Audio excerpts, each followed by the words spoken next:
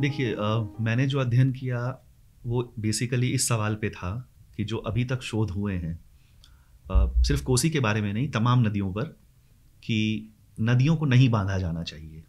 ये एक ऐसी समझ स्थापित समझ है, और ऐसा नहीं है कि ये समझ सिर्फ आंदोलन के लोग कहते हैं या जो शोधार्थी है वो कहते हैं, रिसर्च से एकेडमिक लोग कहते हैं।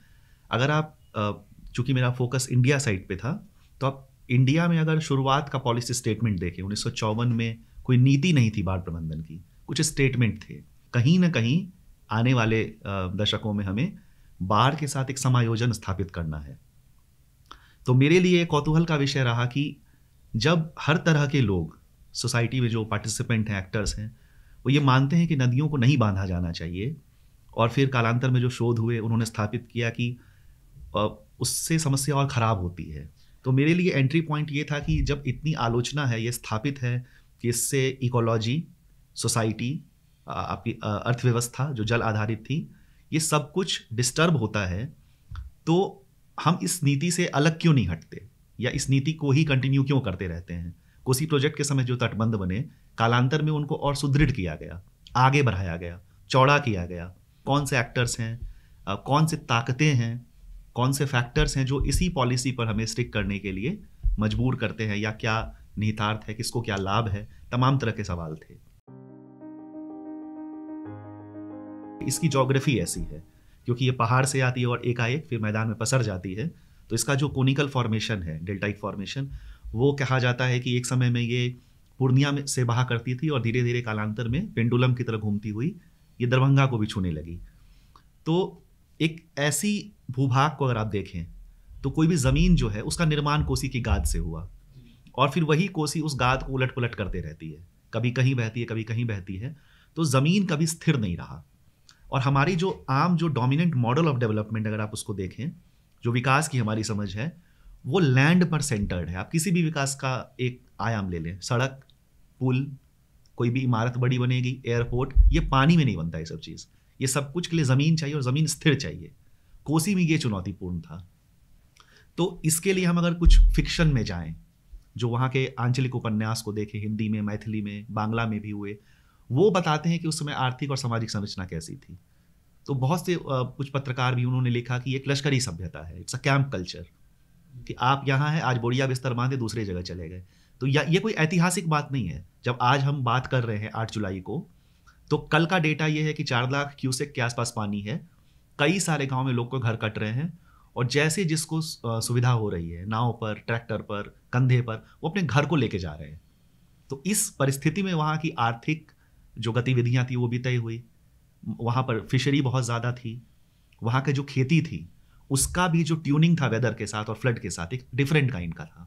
बहुत सी विविधता थी वहाँ पर। लेकिन तटबंध के बन जाने की वजह से वो जो पानी और ज़मीन के बीच का संबंध नए तरह से नेगोशिएट हुआ, या बिगड़ गया, या बदल गया, तो आज उसका असर हमें उस क्षेत्र में देखने को मिलता है। आज भी वहाँ के लोग जब मैं कह रहा हूँ, तो मैं स्पष्ट कर दूँ, तटबंध के बीच में जो लोग हैं, कि अगर मेरी ज़मीन ही पानी में चली गई 5 साल के लिए, तो हम उससे भी वंचित हो गए, उगाएंगे क्या। तो इस आलोक में फिर क्या होता है, एक नया आयाम जुड़ जाता है कि माइग्रेशन, जिसको हम सीजनल सर्कुलर माइग्रेशन कहते हैं। लोग उस जगह को भी नहीं छोड़ रहे हैं, क्योंकि फिर और आयाम जुड़ जाएंगे, पुनर्वास नहीं मिल रहा है, तो जाए कहाँ। पुनर्वास मिल रहा है तो उसमें लाइवलीहुड की अपॉर्चुनिटी नहीं मिल रही है, सिर्फ जो रहने का बासगीद रकबा कहते हैं वो मिल रहा है आपको। तो लाइवलीहुड का समस्या बना हुआ, इसके लिए एक स्टॉप गैप अरेंजमेंट है माइग्रेशन। मैंने अपने अध्ययन में देखा कि कुछ लोग ऐसे हैं जो किसी 10 साल में कभी माइग्रेट नहीं किए, एक सीजन के लिए माइग्रेट किए, क्योंकि उनके ऊपर कोई ऐसा खर्च आ गया, शायद शादी का, या किसी के मृत्यु भोज का, या कोई इलाज का, या कोई शिक्षा का। तो उसको बेल आउट करने के लिए वो माइग्रेट करते हैं, जहाँ जिनको नेटवर्क समझ में आया, मंडी में चले गए या कहीं कंस्ट्रक्शन सेक्टर में चले गए, वहाँ जाते हैं, वो काम करके आते हैं, और फिर उसी जगह रहते हैं, अपना जो भी खर्च होता है उसको मेंटेन करते हैं। राजनीति उसको समझेंगे फिक्शन के माध्यम से, या जो कॉलोनियल डॉक्यूमेंट है उनके माध्यम से, या आम फील्ड वर्क भी करें, तो जब आप देखेंगे कोसी जिस जगह आज बंधी हुई है, तो उसके पूरब में आपको बलवा गांव है जहाँ पे ललित नारायण मिश्र होते थे। उसके और पूरब में जाएंगे तो पूर्णिया है। तो मुझे फील्ड में ही लोगों ने बताया कि जैसे मोल बाबू हुआ करते थे, बहुत बड़े ज़मींदार थे, आज भी उनकी राजनीतिक पकड़ है, ये लोगों ने मुझे बताया। और आप पश्चिम में देखेंगे तटबंध के तो दरभंगा है, जो अपने आप में डाउटफुल है, डिबेटेबल है कि प्रिंसली स्टेट था कि नहीं, कुछ लोग मानते हैं कुछ नहीं मानते हैं। बहुत बड़ी ज़मींदारी थी।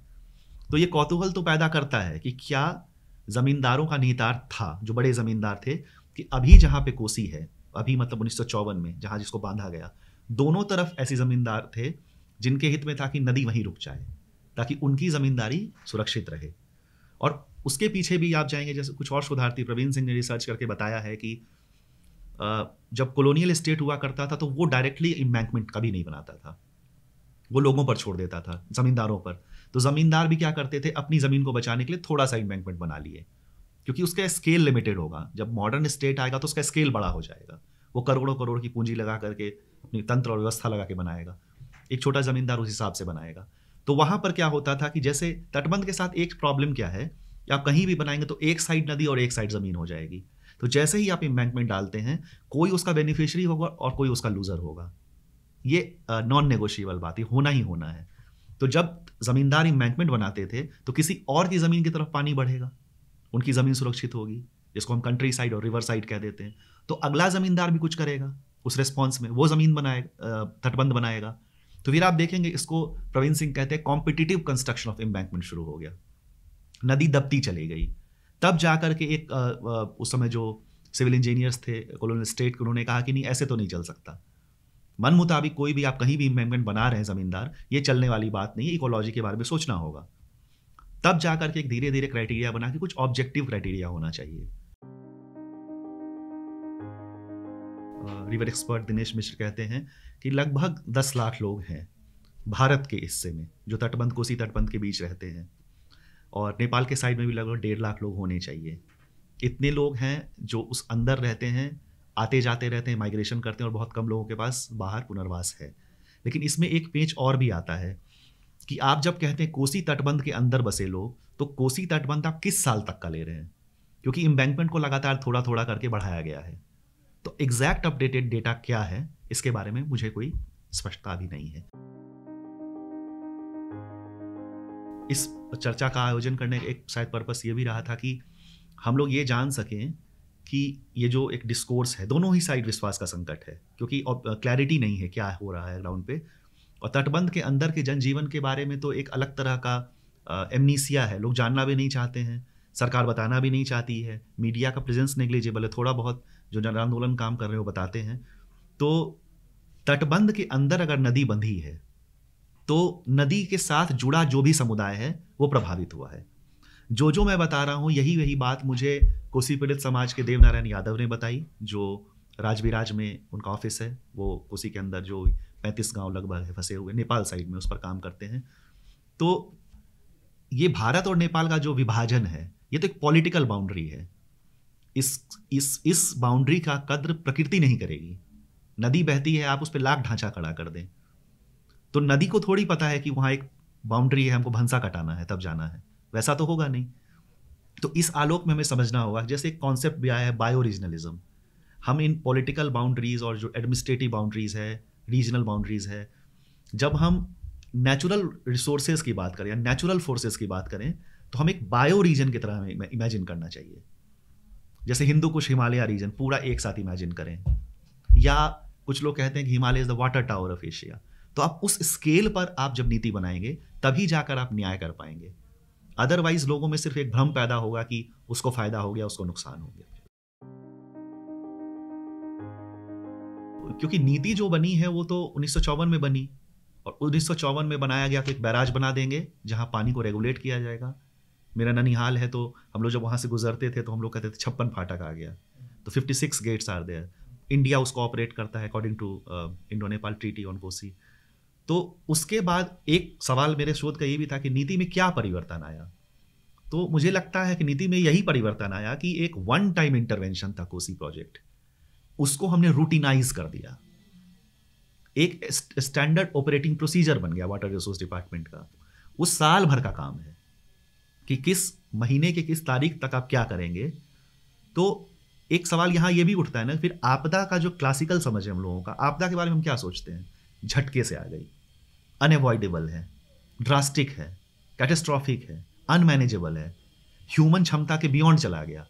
ये एक मोटी समझ है ना, आपदा। जैसे 2014 में भूकंप आया नेपाल में, तो एक जो शॉक का कॉन्सेप्ट है, लेकिन आप कोसी के मेंटेनेंस को देखो, उसमें कोई शॉक नहीं है। हमें पता है कि 15 जून से बाढ़ पीरियड शुरू होगा, 15 अक्टूबर तक खत्म हो जाएगा, इस बीच फ्लड फाइटिंग होगा, उसके बाद कोसी हाई लेवल कमेटी आएगी, उसके बाद निविदा निकलेगा, कंस्ट्रक्शन वर्क होगा, मेंटेनेंस होगा। तो आपदा रही कहाँ ये? तो हमने कहीं ना कहीं उसको डिजाइन का हिस्सा बना लिया, एक परमानेंट पॉलिसी बन गई है कि उस बांध को मेंटेन करना है, तो आप 24 घंटा उसमें लगे हुए हैं।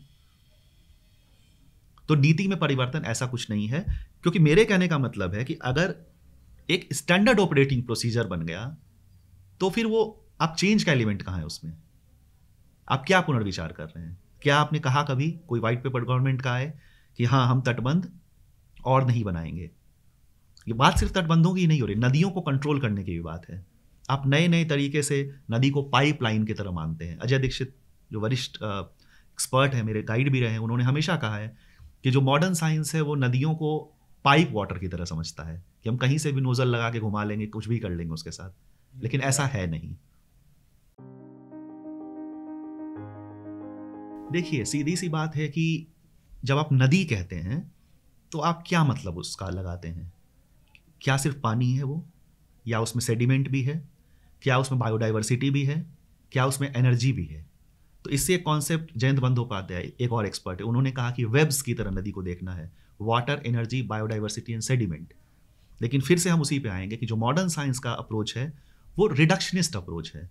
वो जो फिजिक्स के नज़रिए से सब कुछ को देखता है, वो समाज को भी फिजिक्स के नज़रिए से देखता है। जो मैंने कुल मिला के समझा, तो एक शब्द में अगर उसको समराइज किया जाए तो अनसर्टेनिटी इज द कीवर्ड। इतना अनिश्चित है सब कुछ कि इस अनिश्चितता के आलोक में आपको प्लानिंग करना है, that is something very challenging. देखिए, लोग कोसी के साथ रहते रहे हैं तो उनको एडेप्टेशन तो आता है कहीं ना कहीं, लेकिन उसमें एक फैक्टर आ जाता है कि जिस तरह से कोसी बिहेव करती थी वो बदला है। हम लोग उसकी चर्चा अभी तक करते रहे हैं कि उसकी इंटेंसिटी और उसका फोर्स बढ़ा है। जैसे दिनेश मिश्र कहते हैं कि पहले कोसी बिल्ली की तरह आती थी, अब कोसी बाघ की तरह आती है। तो लोगों की क्षमता जितनी कोप करने की थी वो समय के साथ घटी है। तो तैयारी लोग यही करते हैं, जैसे कि मान लीजिए पानी बढ़ना शुरू होता है तो वो जैसे कोसी में भी बाढ़ आई तो लकड़ी भी आएगा नेपाल के साइड से, मोटे मोटे गट्ठर आएंगे लकड़ियों के, वो इकट्ठा कर लेते हैं, उसको अपने गांव में दरवाजे पर ले जाकर सुखा लेते हैं, फिर उसको फॉडर का काम करता है, मतलब फायरवुड का काम करता है वो सालों भर। इसी तरह से वो जो सूखा राशन है उसकी व्यवस्था करते हैं। बहुत से लोगों को मैंने पाया कि वो बाढ़ आने से पहले घर की मरम्मत करते हैं। तटबंध का मेंटेनेंस, निर्माण, वो सब वाटर रिसोर्स डिपार्टमेंट करता है, और आपदा राहत का सारा काम डिजास्टर मैनेजमेंट डिपार्टमेंट करता है। दोनों के अपने अपनी मानक संचालन प्रक्रियाएं हैं, standard operating procedure. Again DMD का भी बहुत इलेबोरेट है, 3 चरणों में उसको बांटा गया। जब डीएम एक्ट बना 2005 में सुनामी के बाद, उसके पहले भी कुछ एडहॉक पॉलिसीज थी, उसके बाद थोड़ा सा उसको सिस्टमेटाइज किया गया, और अभी यह है कि बाढ़ पूर्व तैयारी, बाढ़ के दौरान किए जाने वाले कार्य, और बाढ़ के बाद लॉन्ग टर्म रिहेबिलिटेशन, इन 3 चरणों में बांटा गया है। तो बाढ़ पूर्व तैयारियां भी बहुत इलेबोरेट है। अगर उस डॉक्यूमेंट को आप देखेंगे तो आपको कहीं ना कहीं लगेगा कि इससे ज़्यादा कल्याणकारी राज्य तो हो ही नहीं सकता, ये भ्रम पैदा होगा आपको। उसमें हर जो वीकर सेक्शन है, महिलाओं के लिए, बच्चों के लिए, बुजुर्गों के लिए, डिसेबल्ड के लिए, सब के लिए उनकी जो ज़रूरतें हैं उसके बारे में बातें हैं। सरकार किस तरह से स्टॉक होल्डिंग करेगी चीज़ों का, राशन की व्यवस्था करके रखेगी, मेडिसिनल सप्लाईज की व्यवस्था करके रखेगी, नावों का संचालन सुदृढ़ करके रखेगी, और जो भी औचक ज़रूरत पड़ सकती है, जैसे यहाँ तक कि जनरेटर स्थापित रखना, पेट्रोमैक्स रखना, कहाँ आश्रय स्थल बनाने की आवश्यकता पड़ सकती है, सब कुछ के लिए गाइडलाइन है। और उसके लिए प्रक्रिया शुरू हो जाती है मई के महीने से ही, उससे पहले से ही, कि चिट्ठी आने लगेगी, फ्लड कंट्रोल ऑर्डर आने लगेगा मुख्य सचिव के लेवल से। तो ये पूरा आपको मैकेनिज्म दिखेगा, हरकत में है, ये सारी बातें हैं। लेकिन जब फील्ड पे आप जाएंगे तो कॉमन सी शिकायत होगी कि सरकार रिस्पॉन्ड नहीं कर रही है जल्दी से, है ना, एक लैग है रिस्पॉन्स में, या कभी कभी सरकार मानने तैयार नहीं होती है कि बाढ़ आई है, लोगों को दिक्कत हुई है। कहीं ना कहीं लोगों को कितना एक्सक्लूड कर दिया जाए बेनिफिशियरी के रूप में, उसके प्रयास तो सरकार करती दिखती है, और ये काम स्थानीय प्रशासन करता है मोटे तौर पर। उसके बाद आप देखेंगे कि जो भी लोगों को मिलना चाहिए इमरजेंसी नीड्स में, उसमें लचर पचर तरह का एक आपको दिखेगा कि वो सक्रिय रूप से नहीं कर रहा है। या 100 लोगों का घर कटा तो आएगा रैंडमली 50 लोगों को बांट दिया, तो इससे स्थानीय स्तर पर विवाद भी बहुत बार पैदा होता है। तो फेवरेटिज्म होगा, जो मुखिया के लोग हैं वो अपने लोगों को बंटवा देंगे। तो इस तरह के जो स्थानीय राजनीति होती है वो पूरे उस कॉन्टेक्स्ट में आपको देखने को मिलता है। फील्ड में लोग हैं वो 2 शब्दों का प्रयोग करते हैं। एक शब्द है कामधेनु। कामधेनु आप समझते होंगे, तो एक तो वो कहेंगे, दूसरा कहेंगे कमौआ पूत है ये, मतलब कमा के लाने वाला बेटा है ये लोगों का ऑब्जर्वेशन है। लोग कहते हैं कि बाढ़ आती है तो इंजीनियर्स का, कॉन्ट्रैक्टर्स का, राजनेताओं का भला होता है, क्योंकि उसके बाद आप पब्लिक वर्क खुलता है वहाँ पर, जो अर्थ वर्क है, ठेकेदारी का काम है, बहुत बड़े स्तर पर खुलता है। पीड़ित के मन में ये भावना मुझे नहीं दिखी कि, और ये भावना अगर दिखती भी, एक टर्म वहाँ चलता है कि नेपाल ने पानी छोड़ दिया, नेपाल ने गेट खोल दिया। लेकिन अगर आप ट्रीटी को देखेंगे तो everything is under India's control. Gates manual है, वो रैंडम नहीं कि कोई आदमी गया स्क्रू ड्राइवर से गेट खोल दिया, ऐसी चीज़ें काम नहीं करती हैं। उसके लिए अपनी ऑब्जेक्टिव क्राइटेरिया है। पानी को रोकना गलत है, छोड़ना गलत नहीं है। छोड़ेंगे क्या, पानी तो वही रहता। तो कहीं ना कहीं वहाँ का जो मीडिया है और जो खास करके सरकार है, स्थानीय लोग हैं जो राजनीति में हैं, वो एक डिस्कोर्स को बना के रखना चाहते हैं अपनी अकाउंटेबिलिटी को शेड करने के लिए कि नेपाल ने पानी छोड़ दिया। और कहीं ना कहीं लिटरेचर पढ़ते हैं तो ये भी दिखता है कि नेपाल में भी शायद जो भी एक्टर्स हों उसके लिए रेस्पॉन्सिबल, ये कहा जाता है कि सारा बेनिफिट इंडिया को मिल गया। तो मैं तो कहूँगा कि एक बार वो लोग आएँ और तटबंध के अंदर जा कर के इंडिया साइड में घूमें और देखें, तो शायद मुझे लगता है कि उनको समझ में नहीं आएगा कि वो कब इंडिया में और कब नेपाल में है। क्योंकि मैं कुनौली तक गया,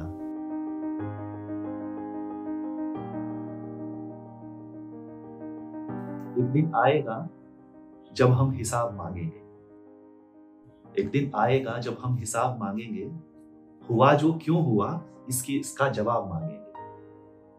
एक दिन आएगा जब हम हिसाब मांगेंगे, हुआ जो क्यों हुआ इसका जवाब मांगेंगे। जो हमने भोगा है वो भी लिखा रहा है कहीं, जो हमने भोगा है वो भी लिखा रहा है कहीं, जो तुमने थोपा है उसकी किताब मांगेंगे। कहीं परदेश में आंखें जो बुझ गई जाकर, प्रिकैरिएट, कहीं परदेश में आंखें जो बुझ गई जाकर, वो अपने हिस्से के रंगीन ख्वाब मांगेंगे।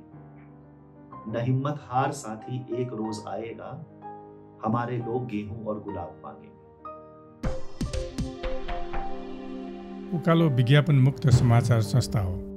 स्थापनादेखि नै हामीले खोज पत्रकारिता मार्फत बेथिरी उजागर गर्ने र राजनीतिक नेतृत्वदेखि राज्य संयन्त्रसम्मलाई जवाफदेही बनाउने प्रयास गरिरहेका छौँ। हाम्रो यस अभियानलाई सफल बनाउन तपाईबाट आर्थिक सहयोग अपेक्षा गरेका छौँ। तपाईले दिने थोरै सहयोगले पनि हामीलाई ठूलो राहत मिल्नेछ।